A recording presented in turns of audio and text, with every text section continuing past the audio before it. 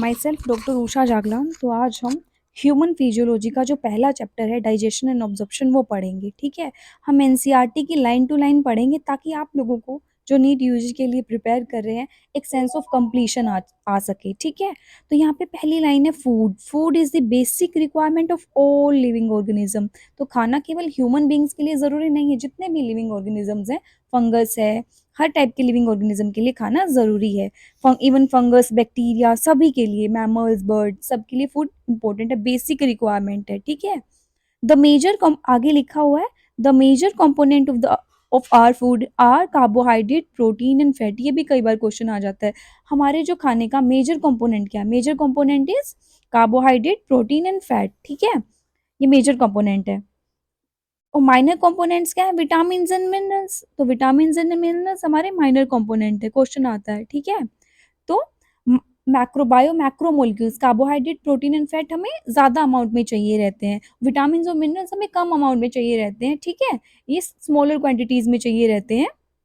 तो minor components हैं ये हमारे फूड के। ठीक है, होना चाहिए इतना, विटामिन मिनरल्स भी होने चाहिए बट कम क्वांटिटीज में चाहिए। ठीक है, फूड फूड आगे लिखा हुआ है food provides energy and organic material for the growth and repair of body tissues. तो वेरी इंपॉर्टेंट, फूड से हमें एनर्जी मिलती है, फूड से हमें ऑर्गेनिक मटेरियल मिलता है for growth and repair of the body tissues. ठीक है, बॉडी टिश्यूज की ग्रोथ के लिए, उनकी रिपेयर के लिए, लेट कोई डैमेज हो जाए तो उनकी रिपेयर के लिए भी फूड की ज़रूरत रहती है। ठीक है, उनकी रिपेयर के लिए एनर्जी की भी ज़रूरत रहती है, ऑर्गेनिक मटेरियल की भी ज़रूरत रहती है, और ये दोनों ही एनर्जी एंड ऑर्गेनिक मटेरियल हमें कहाँ से मिलता है? फूड से मिलता है।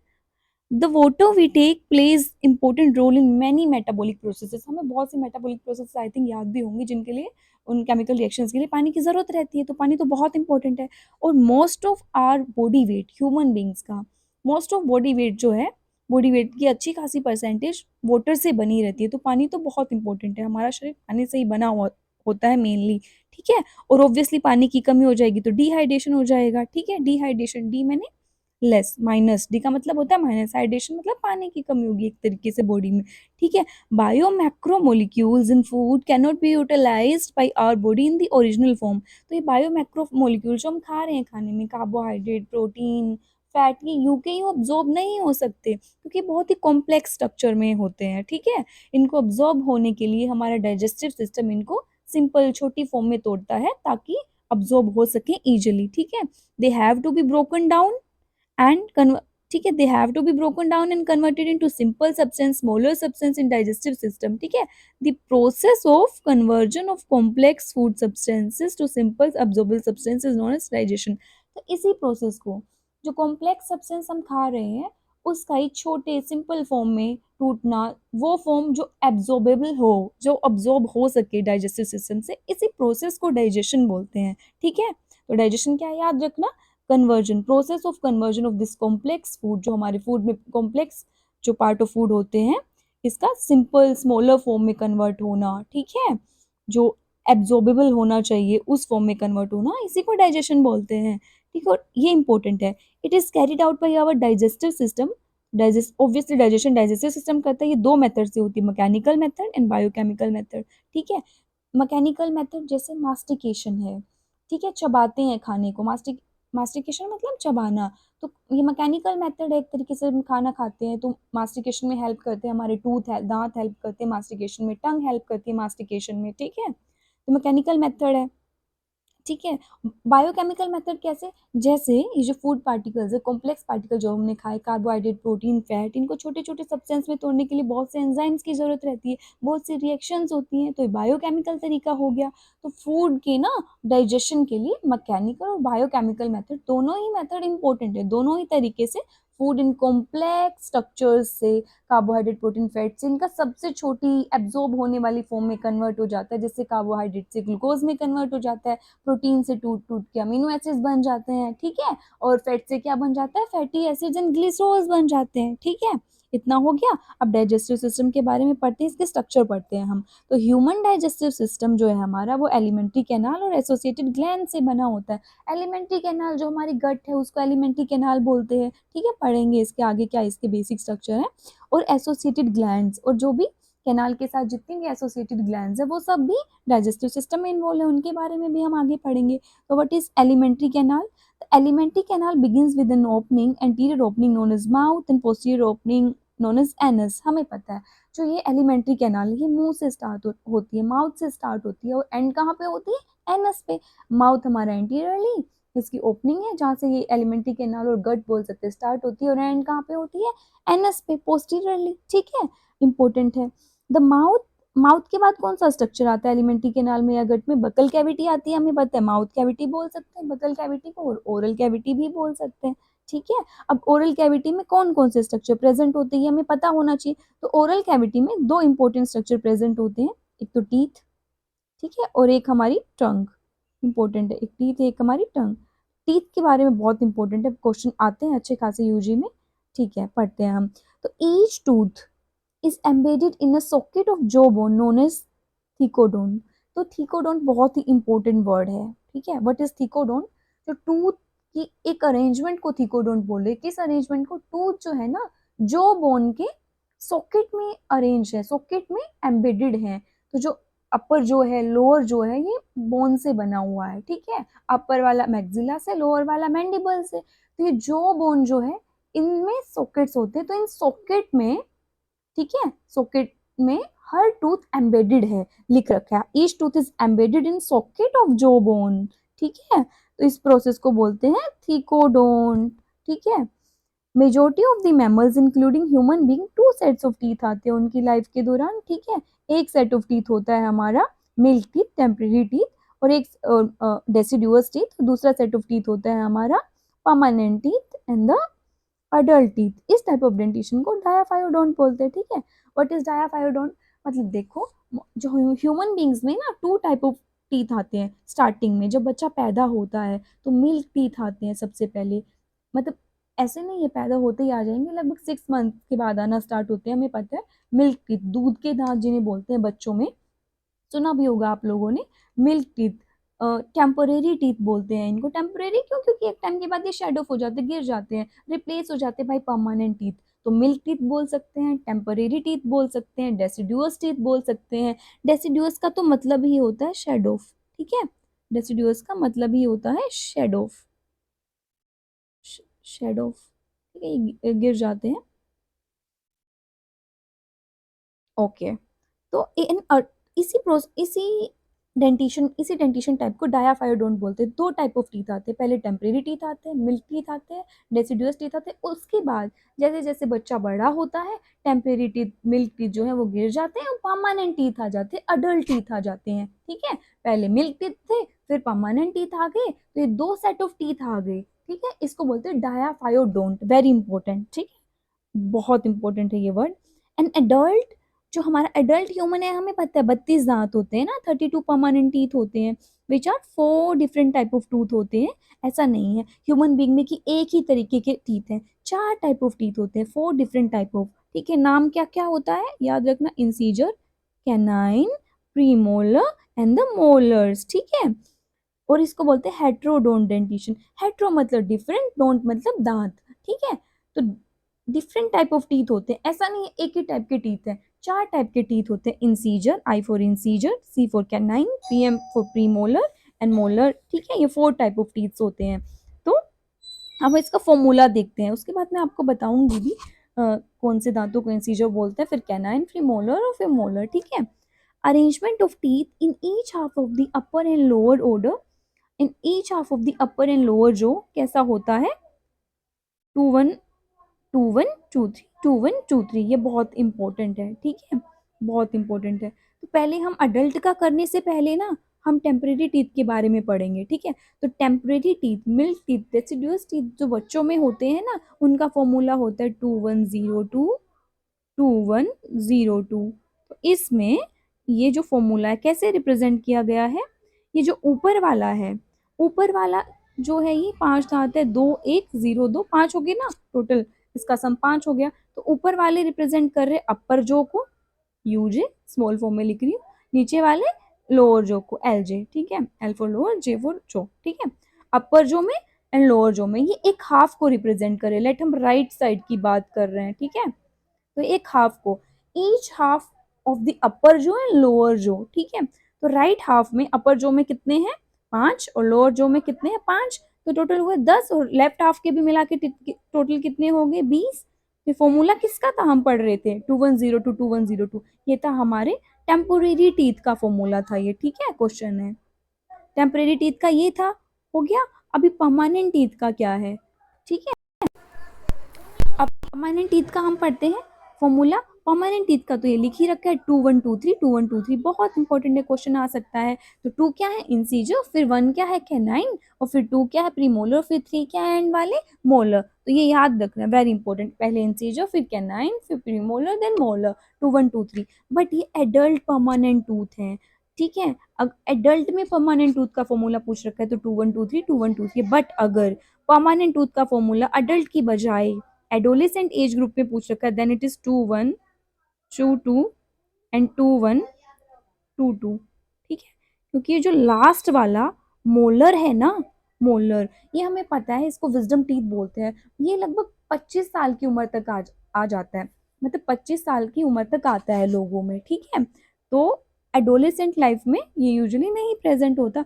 तो अगर परमानेंट टूथ का फॉर्मूला पूछ रखा है अडल्ट में देन इट इज 2123 ठीक है। बट अगर परमानेंट टूथ का फॉर्मूला पूछ रखा है एडोलेसेंट लाइफ में, अडल्ट की बजाय एडोलेसेंट वर्ड अगर उन्होंने यूज कर रखा है देन इट इज 2122 बाय 2122, ये फॉर्मूला याद रखना है। फिर अगर ये 3 याद रखने हैं आपको, टेम्परेरी टूथ का 2102 परमानेंट टूथ का एडोलेसेंट एज ग्रुप में 2122 परमानेंट टीथ का इन द अडल्ट में 2123 इसमें अडल्ट वाला सबसे इंपॉर्टेंट है क्योंकि एनसीईआरटी में यही लिख रखा है, ठीक है।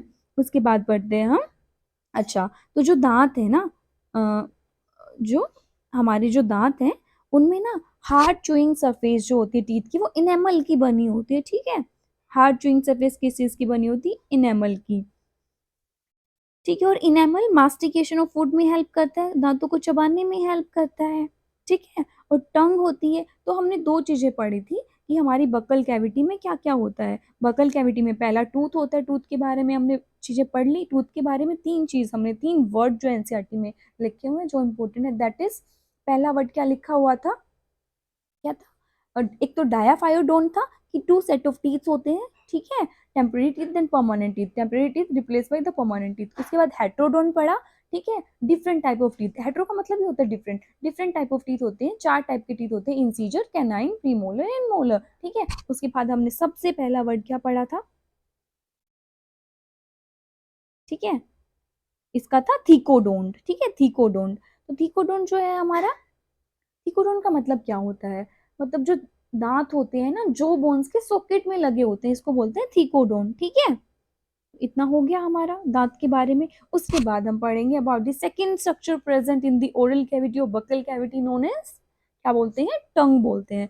टंग बहुत इंपॉर्टेंट है, तो टंग भी मास्टिकेशन में हेल्प करती है दांतों की तरह ही, ठीक है। और स्वेलोइंग में हेल्प करती है, डेग्लूटेशन ऑफ फूड में हेल्प करती है। तो टंग इज ना, टंग क्या है, tongue is the freely movable muscular structure attached to the floor of oral cavity or buccal cavity by a structure known as frenulum, ठीक है। तो टंग जो है ना ओरल कैविटी में बक्कल कैविटी में प्रेजेंट है, फ्रीली मूवेबल स्ट्रक्चर है। और ये क्वेश्चन आ जाता है कौन से स्ट्रक्चर की हेल्प से ओरल कैविटी के फ्लोर के साथ अटैच है, नोन एज फ्रेन्यूलम। फ्रेन्यूलम के बारे में याद रखना, मस्कुलर ऑर्गन है, मसल से, काफी सारी मसल से मिलकर टंग बनी होती है, अभी के लिए इतना इंपॉर्टेंट है। और ये भी इंपॉर्टेंट है कि टंग के ऊपर ना छोटे छोटे प्रोजेक्शंस होते हैं, ठीक है, छोटे छोटे प्रोजेक्शन होते हैं, इनको पैपिला बोलते हैं। और डिफरेंट टाइप ऑफ पैपिला होते हैं, फंगीफॉर्म, फिलीफॉर्म, सर्कमवेलेंट। अभी पैपिला के नाम इतना इंपॉर्टेंट नहीं यूजी पर्पज के लिए। तो इन पैपिला में ना टेस्ट बर्ड होते हैं, कुछ पैपिला में, ना कि सभी में, लिख रखा है देखो सम ऑफ दीज ना, सम ऑफ दीज पैपिला में टेस्ट बर्ड्स होते हैं, ठीक है, याद रखना। क्वेश्चन आ सकता है टेस्ट बर्ड कहाँ पे प्रेजेंट है, पैपिला में प्रेजेंट होते हैं, ठीक है। आगे पढ़ते हैं ओरल कैविटी। ओरल कैविटी के बाद क्या स्ट्रक्चर आता है, फेरिंग्स आता है, ठीक है। फेरिंग्स एक कॉमन स्ट्रक्चर है, कॉमन पैसेज है फूड के लिए और एयर के लिए भी। तो जब हम सांस लेते हैं, जो हवा है, एयर है, जो हमारे नोस्ट्रिल से कहाँ पे जाती है, भी फेरिंग्स में जाती है, बट फिर ये विंड पाइप में चली जाती है। और खाना माउथ से फेरिंग्स के थ्रू इजोफेगस में चला जाता है। तो बीच में कॉमन पैसेज आया, कॉमन पैसेज आया फूड और एयर के लिए, इसको क्या बोलते हैं, फेरिंग्स, याद रखना है, ठीक है।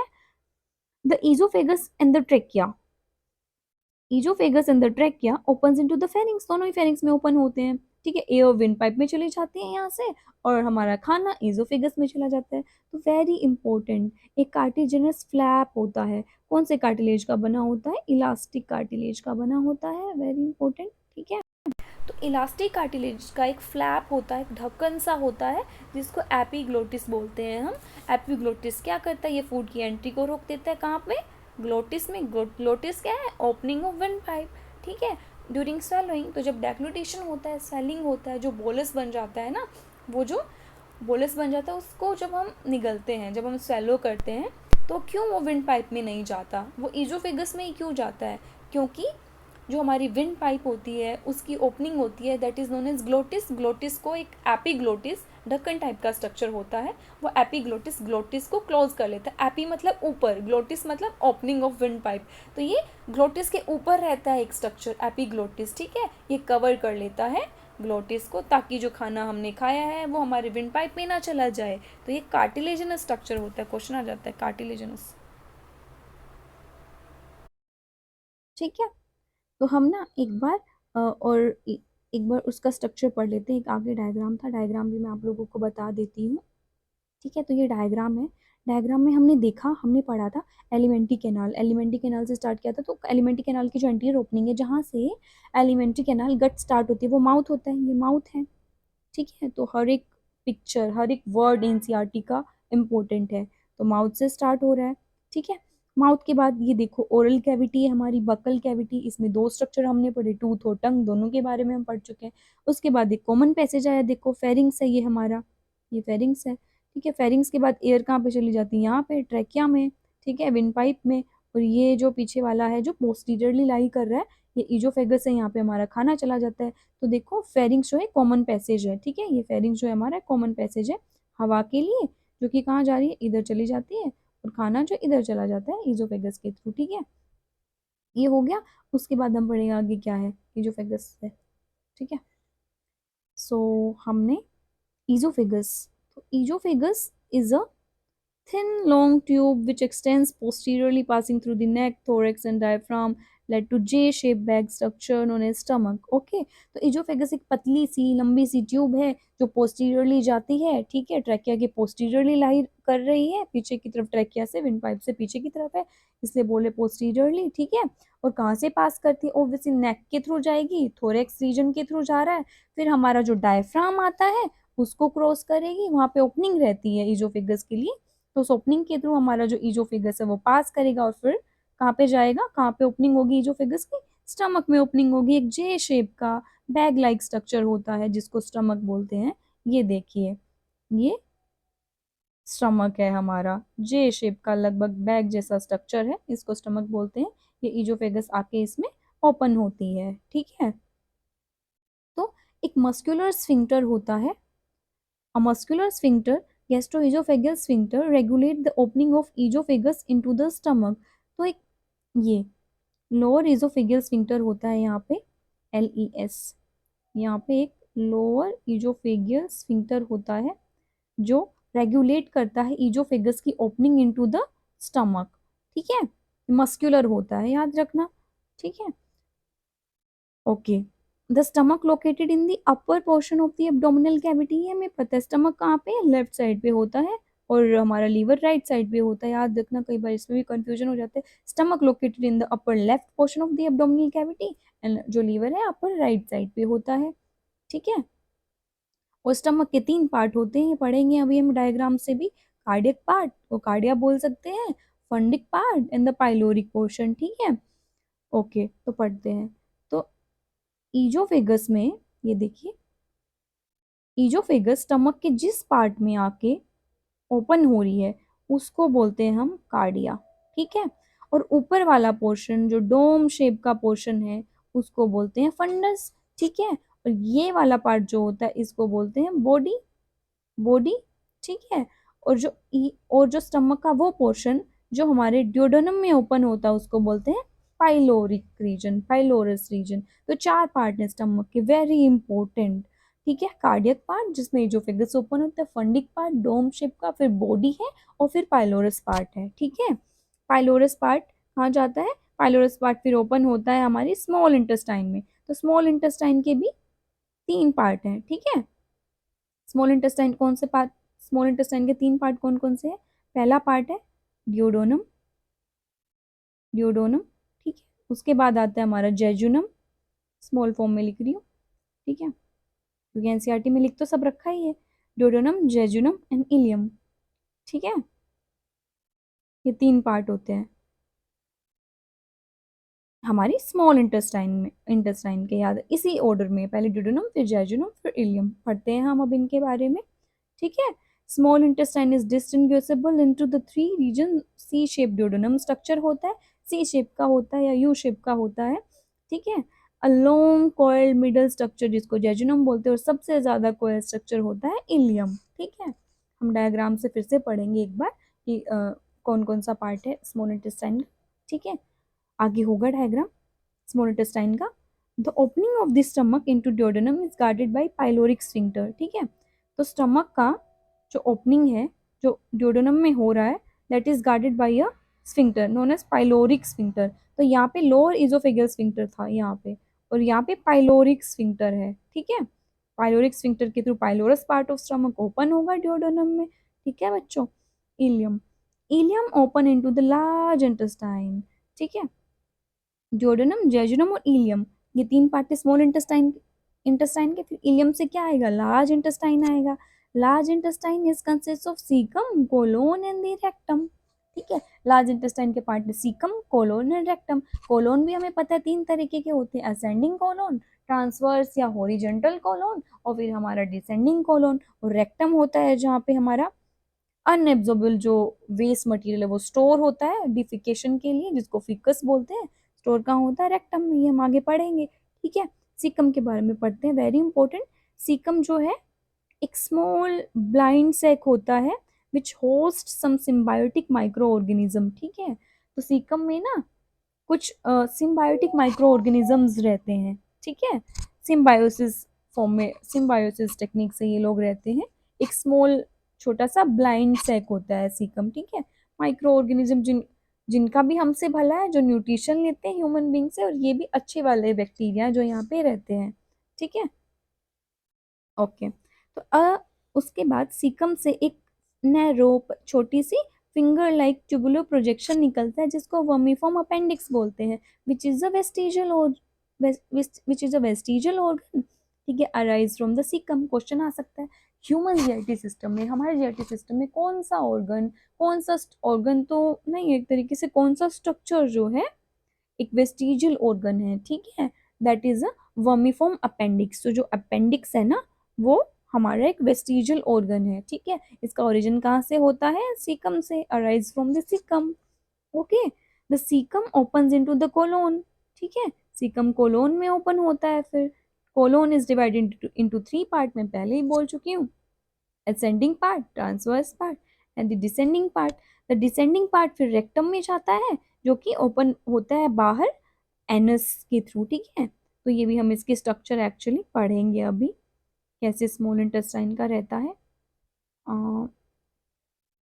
देखते हैं पहले पेज पे जो डायग्राम था, ठीक है, जहाँ तक हमने पढ़ा, तो हमने यहाँ तक पढ़ लिया था। ये ईजोफेगस है, लंबी सी ट्यूब जो होती है, ये ट्यूब जो होती है ये ईजोफेगस है, ठीक है। ईजोफेगस है, 25 सेंटीमीटर की रहती है लगभग, थिन पतली सी ट्यूब फूड को प्रोपेल करने के लिए रहती है। उसके बाद ये जे शेप का बैग जो हमने पढ़ा, दैट इज स्टमक, ठीक है। उसके बाद हमने पढ़ा एक यू शेप का या सी शेप का स्ट्रक्चर होता है हमारा ड्यूोडेनम, ठीक है, ड्यूोडेनम। तो ये ड्यूडोनम है, ये वाला पार्ट, ठीक है। उसके बाद ये जो मिडिल पोर्शन है दैट इज जेजुनम। उसके बाद सबसे कोयल स्ट्रक्चर आया हमारा इलियम, ठीक है। और इलियम कहाँ पे ओपन हो रहा है, सीकम में, ये सीकम है, ठीक है। सीकम से हमारा क्या ओरिजिनेट हुआ था, वर्मीफॉर्म अपेंडिक्स, वर्मीफॉर्म अपेंडिक्स जो कि हमारा वी वेस्टिजियल ऑर्गन था, ठीक है। और फिर हमारा सीकम से क्या ओरिजिनेट हुआ, सीकम इज ओरिजिनेट नहीं, सीकम से क्या फिर आगे जाएगा, दैट इज कोलोन। ये ट्रांसफर, ये हमारा असेंडिंग कोलोन, ऊपर की तरफ जा रहा है, ऊपर की तरफ जा रहा है। फिर हमारा ट्रांसवर्स कोलोन, ठीक है, जो हॉरिजॉन्टल कोलोन है। फिर उसके बाद हमारा डिसेंडिंग कोलोन जो नीचे की तरफ आ रहा है, और फिर हमारा रेक्टम आ गया और फिर हमारी एनस पोस्टीरियर ओपनिंग जो एंड पॉइंट है हमारा किसका, गट का और डाइजेस्टिव सिस्टम का, डाइजेस्टिव ट्रैक्ट का, दैट इज एनस। ठीक है, तो ये हमने बेसिक सा पढ़ लिया है इन सब का। ओके, तो स्मॉल इंटेस्टाइन को स्मॉल क्यों बोल रहे हो, लार्ज इंटेस्टाइन को लार्ज क्यों बोल रहे हैं, एक्चुअली इनके डायमीटर के हिसाब से देखो, आपको पिक्चर में भी पता चलेगा। स्मॉल इंटेस्टाइन का डायमीटर छोटा है ना और लार्ज इंटेस्टाइन का बड़ा है। ठीक है, और जो लार्ज इंटेस्टाइन है वो पेरिफ्रली भी लोकेटेड है ना, पेरिफ्री में लोकेटेड है, और स्मॉल इंटेस्टाइन सेंटर में है। ठीक है, तो ये इंपॉर्टेंट है, दो तीन डिफरेंस याद रखना। ओके, और दांतों के बारे में भी एक मैं पिक्चर आपको दिखा देती हूँ।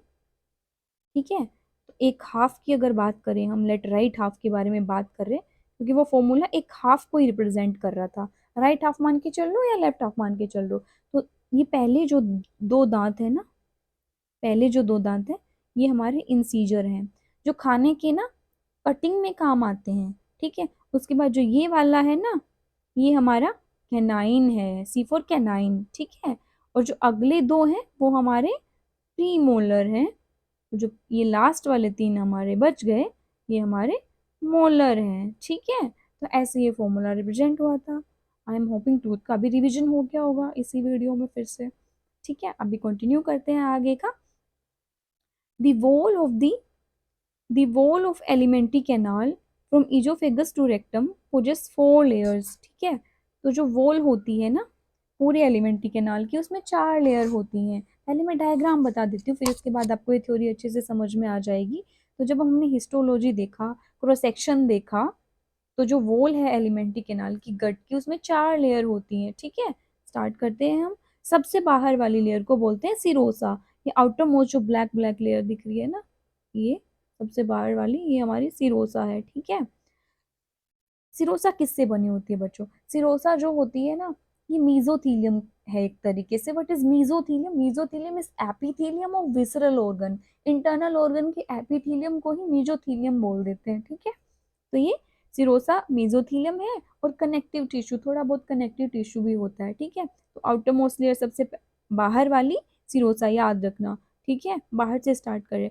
उसके बाद मस्कुलरिस लेयर होती है हमारी, नाम से पता चल रहा है। मस्कुलरिस लेयर में क्या होगा बच्चों, मसल्स होंगी, और ये वेरी इंपॉर्टेंट इसका अरेंजमेंट कि outer longitudinal inner circular, OLIC से याद रख लो, आउटर लॉन्गिट्यूडनल और inner circular, OL, outer longitudinal, IC inner circular होती हैं ये जो लेयर्स का अरेंजमेंट होता है, मसल्स का अरेंजमेंट होता है। ठीक है, देखो ये जो ये वाली मसल्स है ये हमारी लॉन्गिट्यूडनल है, और जो ये वाली है ये वाली हमारी सर्कुलर है। ठीक है, उसके बाद अंदर की तरफ जा रहे हैं मस्कुलरिस एक्सटर्नल लेयर से, मसल्स वाली लेयर से अंदर है हमारा सब म्यूकोसा, ये वाली लेयर। ठीक है, सब म्यूकोसा जो है उसमें क्या होता है, हमारा लूज कनेक्टिव टिश्यू होता है। ठीक है, लाइक नर्व्स होती हैं, प्लेक्सस होते हैं, ब्लड वेसल्स होती है, लिम्फेटिक वेसल्स होती है, और सबसे अंदर वाला लेयर जो होता है यहाँ पे वो हमारा म्यूकोसा होता है, that is lining the lumen. Lumen को लाइनिंग करने वाली लेयर का नाम म्यूकोसा होता है। तो हम पढ़ लेते हैं एक बार इसकी थ्योरी। ठीक है, तो वॉल ऑफ एलिमेंट्री कैनाल, ठीक है, इजोफेगस से लेके रेक्टम तक 4 लेयर से बनी होती है। तो अब हम रिवीजन कर रहे हैं, नेमली सिरोसा, बाहर से अंदर की तरफ आ रहे सिरोसा, मस्कुलरिस एक्सटर्ना, फिर सब म्यूकोसा, देन म्यूकोसा सबसे अंदर वाली layer that is lining the lumen. ठीक है, serosa is the outer most layer and is made up of thin mesothelium, but is mesothelium epithelium of visceral organ with some connective tissue. ठीक है, muscularis क्या है, formed by smooth muscles usually arranged into outer longitudinal and inner circular। ठीक है, तो muscular external layer में muscles हैं जो आउटर लॉन्गिट्यूडनल और इनर सर्कुलर वे में अरेंज होती हैं। ऑब्वियसली स्मूथ मसल्स हैं बिकॉज हमारे वॉलंटरी कंट्रोल के अंदर नहीं है, इनवॉलंटरी मसल्स होती हैं, स्मूथ मसल्स होती हैं। ठीक है, स्केलेटल मसल्स तो नहीं है ना, स्मूथ मसल नहीं, याद रखना। इंटरनल ऑर्गन विसरल ऑर्गन में तो स्मूथ मसल ही होती है। और एक इम्पोर्टेंट बात है, एन ओब्लिक मसल लेयर में be present in some region, तो कुछ रीजन में ओब्लिक मसल लेयर भी हो सकती है आउटर लॉन्गिट्यूडनल और इनर सर्कुलर के अलावा। ठीक है, और जो हमारा सब म्यूकोसा है उसमें लूज कनेक्टिव टिश्यू होता है। लूज कनेक्टिव टिश्यू में क्या क्या आते हैं, ठीक है, लूज कनेक्टिव टिश्यू जैसे कि नर्व्स हो सकती हैं, ब्लड हो सकती हैं, लिम्फेटिक वेसल्स हो सकते हैं। ठीक है, आगे देखते हैं हम क्या है, डिओडोनम में ना glands are also present in the submucosa. Very good, very important question. Duodenum में जो है, जो हमारा फर्स्ट पार्ट है स्मॉल इंटेस्टाइन का, वहां पे सब म्यूकोसा में ग्लैंड होती है। सब म्यूकोसल ग्लैंड, क्या नाम है उसका, याद करके बताइए। Submucosal gland known as Brunner's gland. ठीक है, तो क्वेश्चन आ जाता है, ब्रनर्स ग्लैंड म्यूकोसा में प्रेजेंट होती है, सब म्यूकोसा में, या कहाँ प्रेजेंट होती है? तो आंसर इज सब म्यूकोसा। ठीक है। The inner most layer lining the lumen of the alimentary canal और गट इज नोन एज म्यूकोसा। सबसे अंदर वाली लेयर म्यूकोसा है, हमें पता है। ये जो म्यूकोसा है ना, ये इरेगुलर फोल्ड बना देती है स्टमक में, इनको रुगे बोल देते हैं। तो ये जो म्यूकोसा है ना, ये different part of the alimentary canal में डिफरेंट मॉडिफिकेशन शो करती है। ठीक है, रुगे बना देती है स्टमक में, विलाई बना देती है in the small intestine. What is villi? Villi are small finger like foldings known as villi. ठीक है, तो फिंगर जैसी प्रोजेक्शंस, इनको विलाई बोलते हैं। ये फिंगर जैसी प्रोजेक्शन विलाई बोलते हैं इनको। देखते हैं हम, तो ये देखिए, ये है हमारी विलाई, ये है विलाई। ठीक है, इस साइड मान के चलो ल्यूमन है, ये ल्यूमन है, विलाई ल्यूमन की तरफ प्रोजेक्शन है म्यूकोसा का, फिंगर जैसा, उसको विलाई बोल दे रहे हैं। ठीक है, और the shells lining the villi produce numerous microscopic projections called microvilli giving a brush border appearance। और shells जो इन विलाई की लाइनिंग कर रहे हैं, ये जो shells हैं जो इन विलाई की लाइनिंग कर रहे हैं ना, ये जो shells हैं जो इन विलाई की लाइनिंग कर रहे हैं, ये ना एक बहुत से प्रोजेक्शंस देते हैं जिनसे ब्रश बॉर्डर अपीयरेंस आ जाता है, और इनको बोलते हैं माइक्रोविलाई। ठीक है, तो विलाई तो सिंपली फिंगर लाइक प्रोजेक्शन, और शेल्स जो इन विलाई की लाइनिंग कर रहे हैं वो एक ब्रश बॉर्डर अपीयरेंस देते हैं, उनको बोलते हैं माइक्रोविलाई। ठीक है, the shells lining the villi produce numerous microscopic projections, जिनको माइक्रोविलाई बोलते हैं, और इनसे एक ब्रश बॉर्डर अपीयरेंस आती है। और मेन पर्पज क्या होता है इनका, विलाई माइक्रोविलाई का, इन मॉडिफिकेशंस का, to increase the surface area, ताकि फूड का अच्छे से अब्जॉर्प्शन हो पाए। हमें ज्यादा सरफेस एरिया क्यों चाहिए स्मॉल इंटेस्टाइन में? क्योंकि यहीं पे डाइजेशन का लगभग फाइनल पार्ट होता है और अब्जॉर्प्शन होना होना होता है फूड का। ठीक है, जो सिंपल फॉर्म बन गई ना फूड की, उनका एब्जॉर्प्शन होना होता है, इसलिए ज्यादा सरफेस एरिया चाहिए रहता है। ये ज्यादा सरफेस एरिया इन्हीं प्रोजेक्शंस की वजह से आती है। ठीक है, microvilli villi. Villi are supplied by a network of capillaries and a large lymphatic vessels known as lacteal। ठीक है, विलाई के अंदर ना बहुत सी कैपिलरीज रहती हैं, ये देखिए कैपिलरीज रहती हैं, वेन्यूल्स रहती हैं, आर्टियोल्स रहती हैं, कैपिलरीज रहती हैं। ठीक है, और एक लार्ज जो ब्लड, यहाँ पे लार्ज लिम्फेटिक वेसल रहती है, उसका नाम है, क्या नाम है, लैक्टील। Very important. ठीक है, लैक्टील, लैक्टील। ठीक है, mucosal epithelium has goblet cells which secrete mucus that help in lubrication. ठीक है, ओके। तो जो हमारा गैस्ट्रिक म्यूकोसा है, स्टमक में जो म्यूकोसा है ना, वहां पे भी म्यूकस सिक्रेटिंग शेल्स होते हैं, बट वहां पे उनका नाम गोबलेट शेल नहीं होता, वहां पे उनका नाम होता है म्यूकस नेक शेल या म्यूकोसाइट। साइट मतलब शेल, म्यूको मतलब म्यूकस सिक्रेटिंग जो शेल्स होती हैं, तो म्यूकस सिक्रेटिंग शेल्स होती है वहां पे, म्यूकस नेक शेल्स होती हैं, म्यूकोसाइट शेल्स होती है। उन्हीं म्यूकस सिक्रेटिंग शेल्स को हम स्मॉल इंटेस्टाइन में नाम दे देते हैं गोबलेट शेल। ठीक है, तो गॉबलेट शेल स्टमक में प्रेजेंट नहीं होती, गॉबलेट शेल स्टार्ट होती है स्मॉल इंटेस्टाइन से, ड्यूोडेनम से। ठीक है, तो mucosal epithelium has goblet cell with secrete mucus. तो म्यूकस हमें पता है, what is the function of mucus? Mucus is for the lubrication purposes. ठीक है, ओके, ल्यूब्रिकेशन के लिए भी और जो स्टमक में जो म्यूकस बनता है म्यूकस नेक शेल से, वो स्टमक को एसिड से भी प्रोटेक्ट करता है, क्योंकि हमें पता है स्टमक में ना एसिड बनता है ना, HCl बनता है। तो इतना ज्यादा HCl से, इतने स्ट्रॉन्ग एसिड से कौन स्टमक का म्यूकोसा को प्रोटेक्ट करता है, स्टमक की लेयर्स को प्रोटेक्ट करता है? That is mucus layer, mucus और बाइकार्बोनेट लेयर। ये हम आगे पढ़ेंगे। ठीक है, अभी के लिए जो है mucous epithelium, mucosal epithelium has goblet cell जो म्यूकस सिक्रेट करते हैं, जो लुब्रिकेशन में हेल्प करता है, हमें पता है। म्यूकोसा में जो म्यूकोसा है में ग्लैंड्स भी हो जाते हैं कई बार। Mucosa also form glands in stomach, जिनको गैस्ट्रिक ग्लैंड्स बोलते हैं, and crypts in between the basis of villi in the intestine, crypts of Lieberkuhn. ठीक है, देखते हैं हम।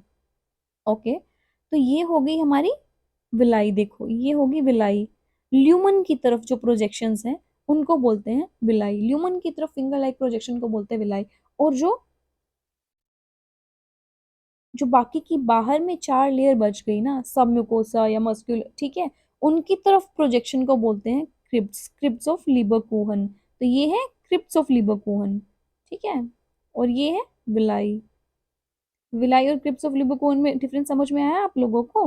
Villi is projection towards the lumen, crypts of Lieberkuhn is projection towards the submucosa layer, ठीक है, या बाकी की लेयर की तरफ जो प्रोजेक्शन हो रहा है दैट इज क्रिप्स, ठीक है। और इन्होंने यहाँ पे एक बात और लिख रखी है कि म्यूकोसा जो है स्टमक में ग्लैंड्स बनाता है, that is known as gastric glands, ठीक है, इंपॉर्टेंट है, ठीक है। ओके, स्टमक में जो गैस्ट्रिक ग्लैंड बने वो किससे बने? म्यूकोसा में। ओके, बट जो ड्योडेनम में जो ग्लैंड था नोन एज ब्रूनर ग्लैंड, वो किस लेयर से था? वो सब म्यूकोसा से, सब म्यूकोसा से था। वेरी इंपॉर्टेंट टू रिमेम्बर, याद रखना, ठीक है। ये तो